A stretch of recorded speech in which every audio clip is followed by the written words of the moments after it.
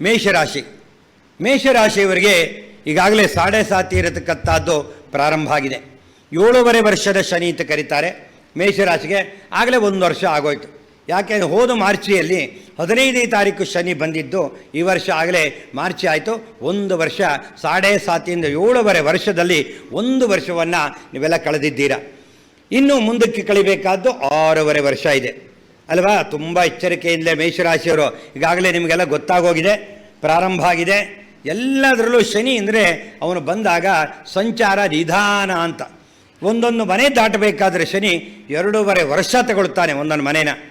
ಗುರು 1 ವರ್ಷ ತಗೊಳ್ತಾನೆ. ರಾಹುಕೇತುಗಳು 1 ವರ್ಷ 8 ತಿಂಗಳು ತಗೋತಾನೆ. ಹೀಗೆ ಇವೆಲ್ಲ ನೀವು ಜ್ಯೋತಿಷ್ಯ ಅಭ್ಯಾಸ ಮಾಡಬೇಕಾದ್ರೆ ಮಕ್ಕಳುಗಳೆಲ್ಲ ಇದೆಲ್ಲ ಜ್ಞಾಪಕದಲ್ಲಿರಬೇಕು. ಯಾವ ಗ್ರಹ ಯಾವತ್ತು ಹೋಯ್ತು ಅಂತ ಈಗ ನನಗಂತೂ ಕಣ್ಣು ಮುಚ್ಕೊಂಡ್ರೆ ಗೊತ್ತಾಗತ್ತೆ. ಯಾವ ತಿಂಗಳು ಎಷ್ಟನೇ ತಾರೀಕು ರಾಹುಕೇತುಗಳು ಚೇಂಜ್ ಆದರೂ, ಶನಿ ಯಾವತ್ತು ಚೇಂಜ್ ಆದರೂ, ಗುರು ಯಾವತ್ತು ಚೇಂಜ್ ಆದರೂ ಅಂತ ನನಗೆ ಗೊತ್ತಾಗುತ್ತೆ. ಆದ್ದರಿಂದ ನಾನು ಏನೇನು ಬೇಕಾದ್ರೂ ನಿಮ್ಗೆ ತಕ್ಷಣ ಹೇಳಬಲ್ಲೆ.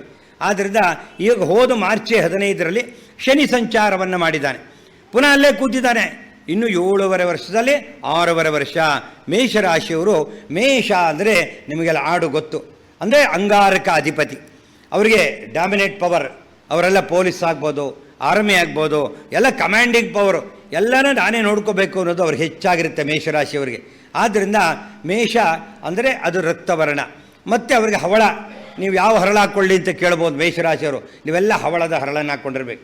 ಆದ್ದರಿಂದ ಇಷ್ಟೆಲ್ಲ ಹಾಕ್ಕೊಂಡ್ರು ಮೇಷರಾಶಿಯವರಿಗೆ 7.5 ಶನಿ ಇರುವುದರಿಂದ ಎಚ್ಚರಿಕೆಯಿಂದ ಇರಿ. ಏನಾಗ್ತಿದೆ ಶನಿಯಿಂದ ಅಂದರೆ ಕೀಲು, ಜಾಯಿಂಟ್ ಪೇನು, ಲೇಸಿನೆಸ್ಸು. ನಿಮಗೆಲ್ಲ ಗೊತ್ತಾಗಿರುತ್ತಿಲ್ಲ, ಬಂದಿರುತ್ತೆ. ಓದಕ್ಕೆ ಕೂತ್ಕೊಂಡ್ರೆ ನಿದ್ದೆ ಬರುತ್ತೆ. ರಾತ್ರಿ 2 ಗಂಟೆ ಆದರೂ ಓದೋಕ್ಕಾಗಲ್ಲ, ಮಲ್ಕೊಳ್ಳೋಕೆ ನಿದ್ದೆ ಬರಲ್ಲ. ನೀವು ಟಿ ವಿನೋ ಮೊಬೈಲೋ ನೋಡ್ತಿರ್ತೀರಿ 2 ಗಂಟೆ ಆದ್ರೂ. ಏನಾಗುತ್ತೆ, ಪುನಃ ಬೆಳಗ್ಗೆ ಏನಾಗುತ್ತೆ, 9 ಗಂಟೆ ಆದರೂ ಎಚ್ಚರ ಆಗಲ್ಲ.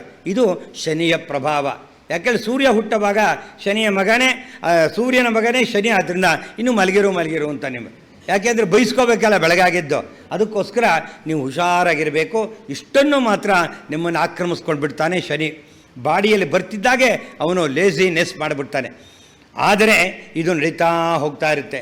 ಇದಕ್ಕೇನಪ್ಪ ಗುರುಗಳೇ ಪರಿಹಾರ ಅಂದರೆ, ನೀವು ಇದಕ್ಕೆ ಬೆಳಗಾಗೆದ್ದು ಅರಳಿ ಬರ ಸುತ್ತಬೇಕು. 64 ದಿನ. ಯಾರು 7.5 ಇರುತ್ತೆ, ಯಾರ್ಯಾರಿಗಿದೆ, ಮೀನರಾಶಿ, ಮೇಷರಾಶಿ, ಇವರೆಲ್ಲ 7.5, ಕುಂಭರಾಶಿ, 3 ರಾಶಿಯವರು 7.5 ಇರೋದ್ರಿಂದ ಅರಳಿ ಮರ ಪ್ರದಕ್ಷಿಣೆ ನೀವೆಲ್ಲ ಕಂಪಲ್ಸರಿ ಮಾಡಬೇಕು. 64 ದಿನ ಮದ್ದು ಮಾಡಬೇಕು. ಮಂಡಲ ಫಿಕ್ಸೆಡ್ ಡಿಪಾಸಿಟ್ ಇಟ್ಟಾಗೆ. ಇಲ್ಲ ಅಂದರೆ ಕೈಕಾಲು ಮುರಿದಾಕ್ಬಿಡ್ತಾನೆ. ನಿಮ್ಗೆ ಗೊತ್ತಲ್ಲ, ಆಸ್ಪತ್ರೆ ಸುತ್ತಿರೋ ಅರಳಿ ಮರ ಸುತ್ತಿರೋ ನೀವೇ ಆಯ್ಕೆ ಮಾಡ್ಕೊಳ್ಬೋದು, ಯಾವ್ದು ಬೇಕಾದ್ರೂ. ಅಲ್ಲಿ ದುಡ್ಡು ಖರ್ಚು ಆಸ್ಪತ್ರೆಗೆ ಹೋದರೆ. ಆದ್ದರಿಂದ ಅರಳಿ ಮರ ಸುತ್ತಿ. ಮತ್ತು ರುದ್ರಾಭಿಷೇಕ. ಮಾತೆತ್ತರು ಅಳುತ್ತಾ ಇರ್ತೀರ ನೋಡಿ, ಏನಾದರೂ ಹಿಂಸೆ ಆಗ್ತಿರುತ್ತೆ ನಮಗೆ. ಆದ್ದರಿಂದ ಅಳುವುದನ್ನು ತಪ್ಪಿಸೋ ಬದಲು ಈಶ್ವರನಿಗೆ ರುದ್ರಾಭಿಷೇಕವನ್ನು ಮಾಡಿಸಬೇಕು. ಆಮೇಲೆ ಎಳ್ಳೆಣ್ಣೆ ದಾನ. ಆಪಾದನೆಗಳು, ಟಂಗ್, ಕೆಟ್ಟು ಶಬ್ದ ಬಾಯಲ್ಲಿ ಬರುತ್ತೆ. ಅದಕ್ಕೋಸ್ಕರ 1 kg ಎಳ್ಳೆಣ್ಣೆ ತೊಗೊಂಡು ಅದಕ್ಕೊಂದು ತಾಮ್ರದ ಮಳೆ ಕಬ್ಬಿಣದ ಚೂರನ್ನು ಹಾಕಿದಾಗ ಟಂಗ್ ಕೆಟ್ಟ ಶಬ್ದಗಳ ಮಖ ನೋಡಿದ್ರೆ ಆ ದೋಷಗಳೆಲ್ಲ ಹೋಗುತ್ತೆ. ಈಶ್ವರನಿಗೆ ದೀಪ ಹಚ್ಚಿದ್ರೆ ದೋಷ ಪರಿಹಾರ ಅಂತ ನಮಗೆ ಶಾಸ್ತ್ರಕಾರರು ಮುಂಚಿಂದ ಹೇಳಿದ್ದಾರೆ. ಆದ್ದರಿಂದ ಮೇಷರಾಶಿಯವರು ಇದಿಷ್ಟು ಮಾಡಿ. ಸದ್ಯ ನಿಮಗೆ ಏನೋ ಒಂದು ಸ್ವಲ್ಪ ಒಳ್ಳೆ ಕಾಲ, ಒಂದು 3 ತಿಂಗಳು ಬಂದ್ಬಿಡ್ತಾ ಇದೆ ನಿಮಗೆ. ನೋಡಿ, ಬರ್ತಿರಲಿಲ್ಲ. ಈ ವರ್ಷ ಏನಾಗಿದೆ ಅಂದರೆ, ಗುರು ಜೂನ್ 15ಕ್ಕೆ ಹೋದ್ಸರಿ ಬಂದಿದ್ದು, ಬದಲಾವಣೆ ಆಗ್ತಾ ಇದ್ದಾನೆ. ಹೋದ್ಸತಿರು ರುಜೋಗುರು ಅಂತ ಮುಂದಿನ ಮನೆಗೆ ಹೋಗಿ ವಾಪಸ್ ಬಂದ.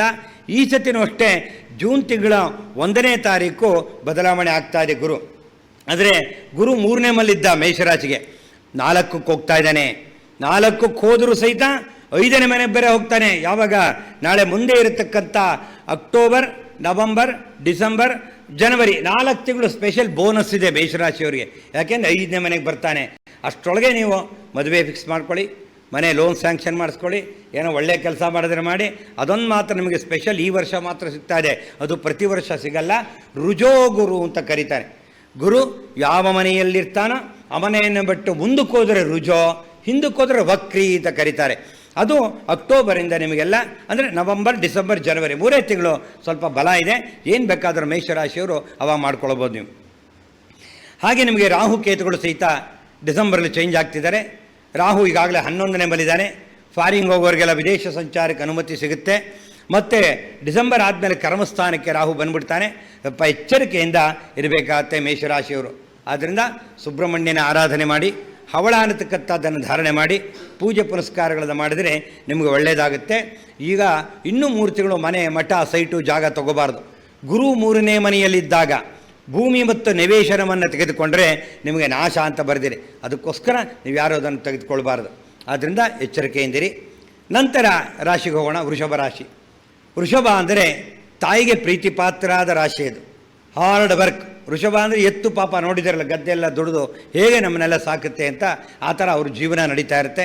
ತಾಯಿಗೆ ಮಾತ್ರ ಪ್ರೀತಿಪಾತ್ರ ಆಗಿರ್ತಾರೆ ಅವರು. ತುಂಬ ಚೆನ್ನಾಗಿರೋದು 12 ರಾಶಿಯಿಂದ ವೃಷಭ ರಾಶಿಗೇನೆ ಈಗ.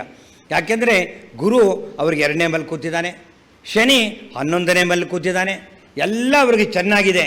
ಆದರೆ ಯೋಗ ಸ್ವಲ್ಪ ಕಮ್ಮಿ ಆಗಿಬಿಟ್ಟಿದೆ. ನೋಡಿದಿರಿ ಈಗ ಎಲ್ಲರಿಗೂ ಯೋಗಗಳು ಎಲ್ಲ ಚೆನ್ನಾಗಿದೆ ಅಂತೀರ ಗುರುಗಳೇ, ಏನೂ ಆಗ್ತಾನೆ ಇಲ್ವಲ್ಲ ಅಂತ. ಫೆಬ್ರವರಿ 10ನೇ ತಾರೀಕಿಂದ ಅವ್ರಿಗೆ ಒಳ್ಳೆಯ ಯೋಗ ಪ್ರಾರಂಭ ಆಗಿದೆ. ಆದ್ದರಿಂದ ಸ್ವಲ್ಪ ದೈವ ಬಲ ಕಮ್ಮಿ ಆಗಿತ್ತು. ಈಗ ನಿಮಗೆ ಇನ್ನೂ 2-3 ತಿಂಗಳಲ್ಲಿ ಒಳ್ಳೆಯ ಯೋಗಗಳು ಬರುವಂಥದ್ದೇ ವೃಷಭ ರಾಶಿಯವರಿಗೆ. ವೃಷಭ ರಾಶಿಯವರಿಗೆ ವಜ್ರ ಹಾಕ್ಕೋಬೇಕು, ಕಷ್ಟ ಆಗುತ್ತೆ. ಉಪವಜ್ರ ಅಮೇರಿಕನ್ ಡೈಮಂಡ್ ಬೇಕಾದ್ರೆ ಹಾಕ್ಕೊಳ್ಳಿ, ಆದ್ದರಿಂದ ಏನು ತೊಂದರೆ ಇಲ್ಲ. ಆದ್ದರಿಂದ ನೀವೆಲ್ಲ ಹಾರ್ಡ್ ವರ್ಕು. ವೃಷಭ ರಾಶಿಯವರು ಹೇಳಿದೆ ನಿಮಗಾಗಲೇ, ಅವ್ರಿಗೆ ಯಾವುದೋ ತೊಂದರೆಗಳಿಲ್ಲ. ಗುರು 2ನೇ ಮಲ್ಲಿರೋದ್ರಿಂದ ಮದುವೆಗೆ ನೋಡ್ಬೋದು, ಮನೆ ಕಟ್ಟಕ್ಕೆ ನೋಡ್ಬೋದು, ಲೋನ್ ಸ್ಯಾಂಕ್ಷನ್ ನೋಡ್ಬೋದು. ಏನೇನು ಒಳ್ಳೆಯ ಕೆಲಸಗಳು ನಿಮಗೆ ಆಗಬೇಕು ಅನಿಸುತ್ತೋ ವೃಷಭ ರಾಶಿಯವರಿಗೆ ಒಳ್ಳೆಯದೇ ಇದೆ. ಇನ್ನೊಂದು 3 ತಿಂಗಳು ನಂತರ ಗುರು ಬದಲಾವಣೆ ಆಗ್ತಾನೆ. ಆವಾಗ ನೀವು ಜೂನ್ ತಿಂಗಳಿಂದ 1 ವರ್ಷ ಮನೆ ಭೂಮಿ ತಗೋಬಾರ್ದು. ವೃಷಭ ರಾಶಿಯವರು ಎಚ್ಚರಿಕೆಯಿಂದಿರಬೇಕು. ಯಾಕೆಂದರೆ ಭೂನಾಶ ಅಂತ ತಕರಾರಾಗ್ಬಿಡುತ್ತೆ. ನಂತರ ಅದು ರಾಹುಕೇತುಗಳು ಚೇಂಜ್ ಆಗ್ತಾರೆ. ಆದ್ದರಿಂದ ಡಿಸೆಂಬರ್ ತಿಂಗಳಲ್ಲಿ ಅಲ್ಲಿವರೆಗೂ ಏನು ತೊಂದರೆ ಇಲ್ಲ. ವೃಷಭ ರಾಶಿಯವರಿಗೆ ಪರವಾಗಿಲ್ಲ, ಒಳ್ಳೆಯ ಫಲಗಳನ್ನು ಪ್ರಾರಂಭದ ಸಂವತ್ಸರಗಳೆಲ್ಲ 3 ತಿಂಗಳು ಕೊಡ್ತಾನಲ್ಲ ನಿಮ್ಗೆ ಅಲ್ಲೇ ಡ್ರಿಪ್ಸ್ ಆಗ್ತಾಗೆ. ಇನ್ನು ಪರವಾಗಿಲ್ಲೇನೋ, ಹಿಂಗೋ 1 ವರ್ಷ ವಾಟರ್ ಟ್ಯಾಂಕ್ ಭರ್ತಿ ಆದರೆ ಒಂದು 6 ತಿಂಗಳು ತಲುಬೋದು ಅಂತ ನಿಮಗೆಲ್ಲ ಚೆನ್ನಾಗಿದೆ. ಏನು ವೃಷಭ ರಾಶಿಯವರಿಗೆ ತೊಂದರೆ ಇಲ್ಲ.